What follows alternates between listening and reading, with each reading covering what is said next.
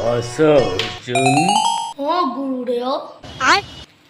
তোমাৰ ধনুবিদ্যাত মই যথেষ্ট সন্তুষ্ট তুমি যোৱাকালি ধনু মাৰি নহয় গুৰুদেৱ মই কালি কাঁড়হে মাৰিছিলোঁ তুমি কালি কাঁড় মাৰি উৰি যোৱা মাছৰ নহয় গুৰুদেৱ মই উৰি যোৱা চৰাইহে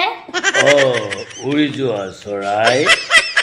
চকুত কাঁড় মাৰি তুমি চকু ফুটাই দিছিলা আজি তুমি এটা পৰীক্ষাত বহিব লাগিব কি পৰীক্ষা কওক গুৰুদেৱ মই অৰণ্যৰ মাজত এজন খৰিকটীয়াক লগ পাই আহিলোঁ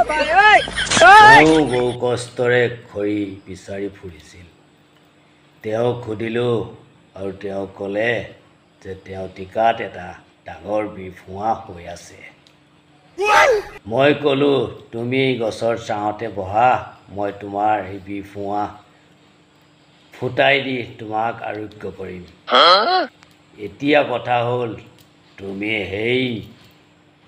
খৰিকটীয়াজনৰ টিকাত থকা বিফুৱাটো ফুটাই দি তুমি এই জগতক দেখুৱাই দিয়া এই জগতত থকা জীৱকুলক দেখুৱাই দিয়া তোমাৰ ধনুবিদ্যাৰ তোমাৰ কাঁড়ৰ শক্তি কিমান তুমি পাহাৰ পৰ্বত কাঁড় মাৰি ফুটাই দিছা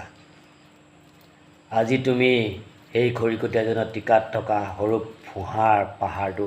কিয় ফুটাব নোৱাৰিবা পাৰিম গুৰুদেৱ আপুনি অকল মোক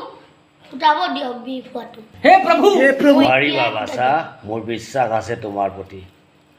তুমি নেদেখাজনক ধ্যান কৰা আৰু সেই খৰিকটীয়াজনৰ টিকাত থকা পাহাৰ সদৃশ বিফুৱাটো ফুটাই দিবলৈ চেষ্টা কৰা আৰম্ভ কৰা কাঁড় আৰম্ভ কৰা বানে আৰম্ভ কৰা ওম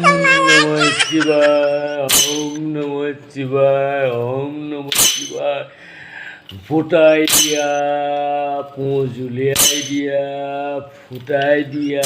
পুঁজ উলিয়াই দিয়া জগতক দেখাই দিয়া হ'ব বাছা হ'ব ফুটাই দিলা তুমি জগতক দেখাই দিলা এই বিফুৱা পুঁজ কিমান ধন্য হ'লো